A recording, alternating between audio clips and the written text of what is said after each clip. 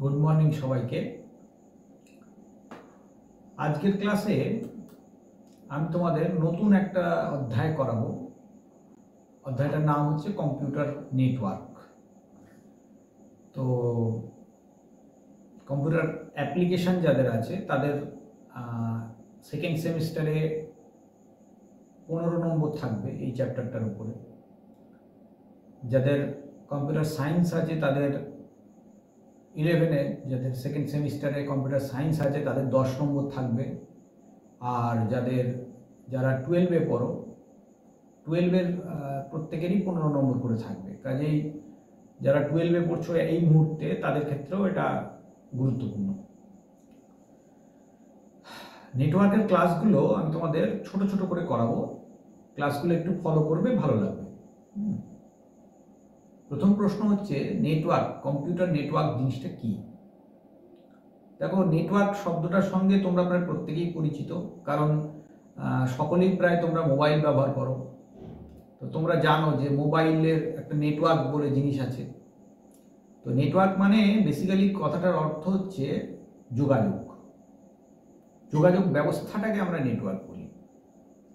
যখন দুটো ডিভাইস নিজেদের মধ্যে কমিউনিকেট করে, যোগাযোগ তৈরি করে, যে কোনো মাধ্যমে হতে পারে, তার মাধ্যমে, বেতার মাধ্যমে কমিউনিকেট করে, তখন সেটাকে বলে নেটওয়ার্ক।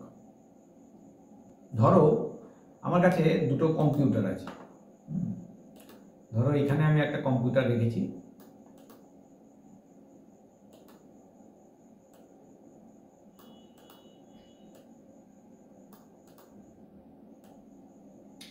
আবার এদিকে আর একটা কম্পিউটার আছে, দেখাচ্ছি, দেখো। সরি, এরকম দুটো কম্পিউটার আছে। তো এরা নিজেদের মধ্যে যদি তথ্য আদান প্রদান করে, তথ্য যদি শেয়ার করে, মানে এর কাছে যে তথ্যটা ছিল সে এই কম্পিউটারে পাঠালো, আবার ভাইস ভার্সা, মানে এর কাছে যে তথ্যটা ছিল সে একে পাঠালো। এইরকম ঘটনা যদি ঘটে, তাহলে সেই যোগাযোগ যে ব্যবস্থাটা সেইটাকে আমরা বলি নেটওয়ার্ক। কমপক্ষে দুটো ডিভাইসের মধ্যে যখন এরকম যোগাযোগ ব্যবস্থা গড়ে ওঠে তখন সেটাকে আমরা বলি নেটওয়ার্ক। ঠিক আছে?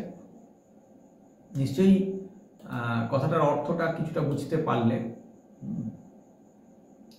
তো এইটা কম্পিউটার নেটওয়ার্কটা যে কোনো ডিভাইসের ক্ষেত্রেও হতে পারে। আমি যেহেতু কম্পিউটার নেটওয়ার্ক চ্যাপ্টারটা করাচ্ছি সেজন্য কম্পিউটারের উদাহরণ দিচ্ছি। তো এটা দুটো লোকাল কম্পিউটারের মধ্যেও হতে পারে, নিজের বাড়িতেও হতে পারে, দুইয়ের জায়গায় 200 কম্পিউটার হতে পারে, 5টা, 10টা, 15টা, 50টা, 200, যত খুশি কম্পিউটার হতে পারে, যত খুশি ডিভাইস হতে পারে। সেগুলো যখন নিজেদের মধ্যে ডেটা বা ইনফরমেশন আদান প্রদান করবে, সেই ব্যবস্থাটাকে আমরা বলবো নেটওয়ার্ক। এই ছবিটাকে আমরা আমাদের কম্পিউটার নেটওয়ার্কের যে নোটস রয়েছে সেখানে রাখবো।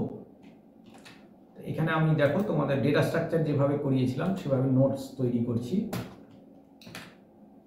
এই এখানে রাখলাম। আচ্ছা, এইবার নেক্সট হচ্ছে এই কম্পিউটার নেটওয়ার্কের মধ্যে প্রথম যে জিনিসটা আমাদের জানতে হবে সেটা হচ্ছে এর অ্যাডভান্টেজ কি। মানে এই জিনিসটা আমরা যে হঠাৎ তৈরি করলাম দুটো কম্পিউটারের মধ্যে বা দুটো ডিভাইসের মধ্যে, হঠাৎ যে যোগাযোগ ব্যবস্থাটা তৈরি করলাম, তাতে আমার লাভ কি হলো? ঠিক আছে, বেশ কয়েকটা লাভ আছে, অ্যাডভান্টেজ আছে। দেখো, আমি পয়েন্ট আকারে লিখে রেখেছি। Resource sharing, information sharing, data store করা, ডেটাবেস ম্যানেজমেন্ট সিস্টেমের ক্ষেত্রে কাজে লাগে, সিকিউরিটির ক্ষেত্রে কাজে লাগে। কি কাজে লাগে? রিসোর্স শেয়ারিং মানে ধরে নাও আমাদের কাছে একটা প্রিন্টার আছে, আমি 10টা কম্পিউটার থেকে সেটা ব্যবহার করতে চাই। তো প্রিন্টার কি একটা রিসোর্স, ঠিক আছে? সেটাকে আমরা যখন শেয়ার করে ব্যবহার করতে পারবো, যদি আমাদের যোগাযোগ ব্যবস্থা থাকে তাহলেই পারবো। ঠিক আছে, একই রকম ধরে নাও আমাদের কাছে একটা বড় হার্ড ডিস্ক আছে, তাতে প্রচুর ক্ষমতা, প্রচুর তার স্টোরেজ পাওয়ার। তো সেটাকে আমি ব্যবহার করছি সবাইকার ডেটা স্টোর করার জন্য, সার্ভার হিসেবে। তো সেটাও রিসোর্স শেয়ারিং হলো। ঠিক আছে? আচ্ছা, এই একই পয়েন্টকে আমরা থার্ড পয়েন্টেও বলতে পারি, ডেটা স্টোর করার ক্ষেত্রে। কেন? কারণ আমরা কি করি, আমরা দেখবে ইন্টারনেটে আমাদের তথ্য আমরা সার্ভারে স্টোর করে রাখি। ঠিক আছে, তাতে লাভ কি হয়, আমাদের লোকাল কম্পিউটারে লোকাল মোবাইলে বেশি চাপ পড়ে না, এটাকে আমরা বলছি ডেটা স্টোর করা। আচ্ছা, তারপর কি আছে, ইনফরমেশন শেয়ারিং আর কমিউনিকেশন। ইনফরমেশন শেয়ারিং মানে হচ্ছে যে একটা কম্পিউটারের মধ্যে যে ইনফরমেশন ডেটা আছে সেগুলো অন্য কম্পিউটারে পাঠাচ্ছে বা অন্য ডিভাইসে পাঠাচ্ছে এবং ভাইস ভার্সা হচ্ছে। তো কমিউনিকেশন কেন বলছি, কারণ এইভাবে আমাদের একটা যোগাযোগ ব্যবস্থাও কিন্তু তৈরি হয়ে যাচ্ছে। হ্যাঁ, যেমন ধরো ইমেলের মাধ্যমে একটা যোগাযোগ ব্যবস্থা তৈরি হয়ে যাচ্ছে। সেখানে কি হচ্ছে, একটা কম্পিউটার দূরবর্তী কোনো কম্পিউটারকে ইমেল মেসেজ পাঠাচ্ছে, কয়েক সেকেন্ডের মধ্যে সেখানে চলে যাচ্ছে, আবার উল্টো দিকেও তাই চলে আসছে।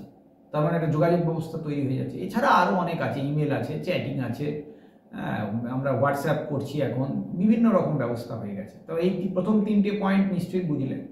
আর ডেটাবেস ম্যানেজমেন্ট সিস্টেমটা হলো যে সমস্ত ডেটা সার্ভারে আমরা স্টোর করে রাখি এবং বিভিন্ন ক্লায়েন্ট কম্পিউটার থেকে ব্যবহার করতে পারি।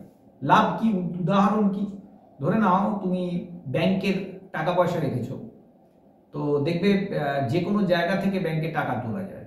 কেন তোলা যায়, তার কারণ সমস্ত ডেটা স্টোর থাকে একটা সার্ভার, একটা মেন কম্পিউটারে, যে কোনো জায়গা থেকে সেটাকে অ্যাক্সেস করা যায়। ফলে ডেটাবেস ম্যানেজমেন্ট সিস্টেমটাকে চালাতে এই নেটওয়ার্কিং থাকে বলে বিশাল সুবিধা হয়। সিকিউরিটি কেন বেশি, কারণ আমার তথ্য আমার নিজেকেই রাখতে হবে এরকম ব্যাপার নেই। আমি কি করতে পারছি, ব্যাকআপ হিসেবে সার্ভারে রাখতে পারছি বা অন্য কোনো কম্পিউটারে শেয়ার করে রেখে দিতে পারছি। এটা হচ্ছে সুবিধে। সিকিউরিটি এটাকে আমার কাছ থেকে যদি কোনো কারণে মুছে যায় বা কেউ যদি আমার এটাকে কম্পিউটারটাকে ক্ষতিগ্রস্ত করে, তাতেও ক্ষতি নেই, সেটা পেয়ে যাব, হয়ে গেল।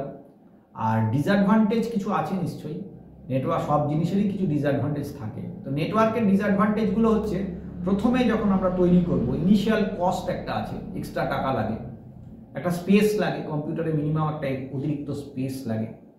আচ্ছা, 2 নম্বর হচ্ছে কমপ্লেক্সিটি, একটু জটিলতা আছে, মানে সাধারণ স্ট্যান্ডার্ড মেশিনের থেকে নেটওয়ার্ক যখন ব্যবহার করব তখন তার একটা জটিলতা এক্সট্রা থাকবে। ঠিক আছে, আর কি আছে, লস অফ কন্ট্রোল আছে। তারপরে এটা ব্র্যাকেটে আমি সিকিউরিটি লিখেছি, কারণ এটা ওই সিকিউরিটি ওরিয়েন্টেডই ইস্যু, সেই জন্য লিখেছি। লস অফ কন্ট্রোল মানে আমার কম্পিউটারটা যদি অন্য কেউ হ্যাক করে নেয়, তখন কি হবে, আমি আমার ডেটার উপর নিয়ন্ত্রণ করতে পারবো না। যে কেউ এটার সঙ্গে কানেক্ট করে নেবে, যে কেউ এখান থেকে ডেটা শেয়ার করে নেবে, তখন আমি একটা সমস্যার মধ্যে পড়ে যাব। এই জন্যে আমরা বলছি লস অফ কন্ট্রোলটাও কিন্তু কম্পিউটারের নেটওয়ার্ক থাকার ফলেই হচ্ছে, সেজন্য এটা ওয়ান কাইন্ড অফ ডিসঅ্যাডভান্টেজও বটে, সিকিউরিটি ওরিয়েন্টেড। তো এইগুলো হচ্ছে নেটওয়ার্কের সুবিধে এবং অসুবিধে। এবার এই গোটা নেটওয়ার্ক ব্যবস্থাটা কিভাবে তৈরি হয়েছে, কি কি তার মধ্যে মাধ্যম আছে, কি ধরনের সিগন্যাল দিয়ে তাদের সেখানে যোগাযোগ করা হয়, তোমাদের যে সিলেবাস আছে সেই সিলেবাস অনুযায়ী আমি পরপর ভিডিওগুলো দিতে থাকবো। যারা ডেটা স্ট্রাকচার দেখতে চাও তারা আমার অন্যান্য ভিডিওগুলো থেকে দেখে নেবে।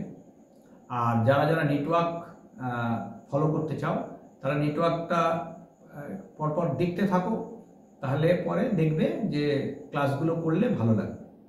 আজকের ক্লাসটা আর লম্বা করছি না, থ্যাংক ইউ সকলকে। ক্লাস কামাই করো না, পরের ক্লাসে আবার দেখা হচ্ছে।